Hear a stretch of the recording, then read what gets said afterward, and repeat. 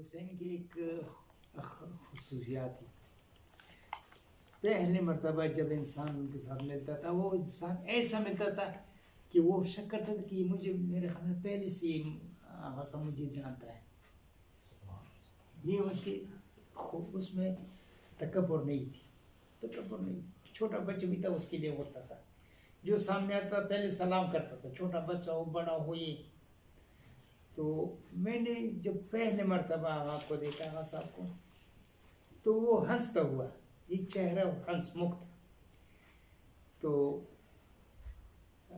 اس سے پہلے جو مجھ سے پہلے نجف گئے تھے وہ کہہ رہے تھے کہ ہم جب نجف پہنچ گئے زائرین کے ساتھ، اب سفر خانے سے ہم یہ دوسرے طالب علم تھے ہمارے رچنا، تو وہ ہمیں لینے آئے، عارف حسین بھی آ گئے آج شہید. تو وہ جو بسترے اس سے وہ سب کے بسترے اس نے اٹھائے، کہا اس سے ہم بہت متاثر ہو گئے. یہ ہمارا تو بہت رابطہ ہے واسطہ رہا. جب بھی کربلا جاتے تھے اس زمانے میں پیدل جاتے تھے نا، شعبان میں، رجب میں، محرم میں، سفر میں ہمیں بہت پیدل گیا. ہم چند آدمی تھے. تو آغا سے میں خصوصیت کہ دو جو پیدل چلتے نا، ایک تو چپل ہوتے ہیں نا، ہوائی چپل ہوتے ہیں، وہ نرم ہوتا ہے، ایک اپنی جوتا ہوتا ہے. تو کربلا کی جو پیدل جاتے تھے وہ ہوائی چپلوں پہنتے تھے، جوتا ہوتا. پھر آغا صاحب میں یہ خصوصیت تھی کہ دو آدمی تین آدمی ان سب کی وہ جوتے ہوتے اٹھاتے تھے دوسروں کے جوتے پر. یہ دیکھو ایک انتہائی خضوع کہ جوتے بھی طالب علم کے اٹھاتے تھے اپنی ساتھیوں کے. یا مثلا جو ہم نجب میں کھانا تیار کرتے تاکہ راستے میں کھائیں، تو جو برتن ہوتا تھا پلیٹ یا دوسرے وہ بھی وہ خود اٹھاتا تھا. یہ آغا صاحب کی خصوصیت یہ تھی، اس میں تکبر نہیں. وہ خوش برخورد تھے، خوش مزاج تھے، تکبر نہیں تھی. ابوسن قنطریرہ نہیں تھا، تو بالکل نہ گپ شبی لگاتے تھے، ہنستے بھی تھے.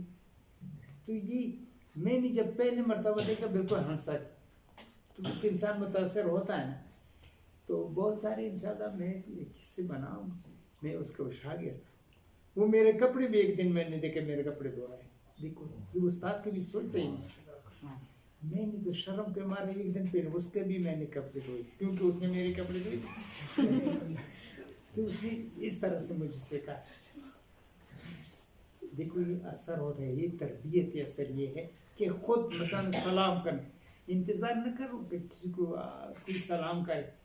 اگر چھوٹے طالب علم کے ساتھ سلام کریں گے ایک مرتبہ دو مرتبہ، وہ پھر خود وہ آپ کو سلام کرے.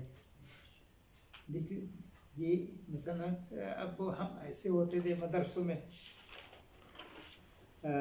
وہاں تو اس طرح مدرسے نہیں کہ مدرسے کی طرف سے کھانا ہو، خود ہر طالب علم کا اپنا انتظام ہوتا ہے. 2-3 آپس میں ہوتے تھے پھر بناتے تھے.